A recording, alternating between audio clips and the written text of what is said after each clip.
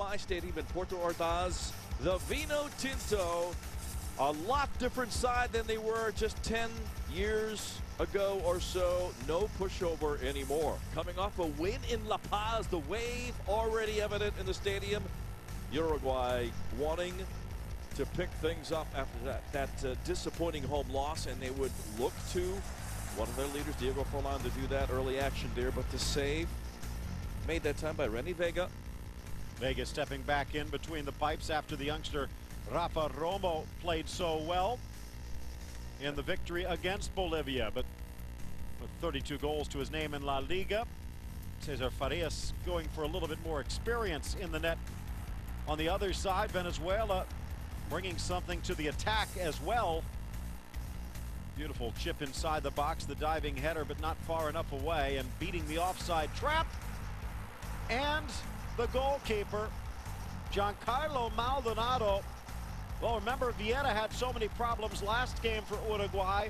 They made the switch back to Juan Castillo. Not much more he can do. This was extraordinary finishing. Defense all over him, but Maldonado does not panic. Of course, he's a veteran for Venezuela. His 18th goal plays for Atlante in Mexico. Good pop pass over the top, and he was onside. You mentioned Castillo in goal. Diego Lugano back from being suspended for the Celeste.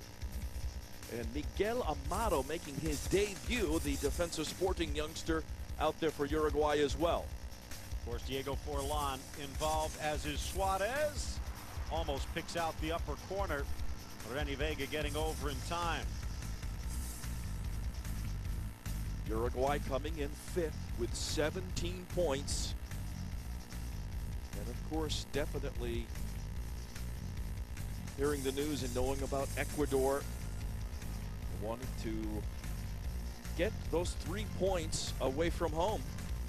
Suarez and Forlan combining again, and this one just glances off the crossbar. Talk about Uruguay coming in 5th. Venezuela hot on their heels. Ecuador with the victory in the afternoon, assuring themselves of finishing above both, but it could be a race for that 5th and final spot with a chance to South Africa 2010. First 4 qualify automatically. 5th place goes in the playoff against CONCACAF. We'll have a little bit more from CONCACAF in just a moment, but first, Venezuela with the 1-0 lead against Uruguay, and that's the way the first half would end. Second half will play now. Uruguay looking to pick things up and get level in this game, and Diego Forlan, as he usually does, well, he's capable of scoring from almost anywhere. Left foot, right foot. That time, not quite where he wanted it. Good contact, but a little bit too direct into the hands of Renny Vega. Starting the second half, Cebollita Rodriguez returns to the field after missing the last game in place of Alvaro Fernandez. That was the only change from Oscar Washington Tabarez. Decided to pay faith with Suarez, and he was paid off with a goal for a dividend just after the hour mark. Suarez blasts it home, and Uruguay ties the score. Great pass before the shot, actually. Don't see it on that particular replay, but it frees up right there. Beautifully done. Release ball that time by Rodriguez for Suarez, and he buries it. His 7th goal for the Celeste. 1-1. Uruguay keeping the pressure on. Remember, just a few years back, a draw against Venezuela would have been embarrassing. Now you have to accept that Venezuela is better, but Loco Abreu's insertion, finding Forlan, and all of a sudden Uruguay, a huge breath of relief as they take the go-ahead goal. Something about Loco Abreu, something about Juan Manuel Rey.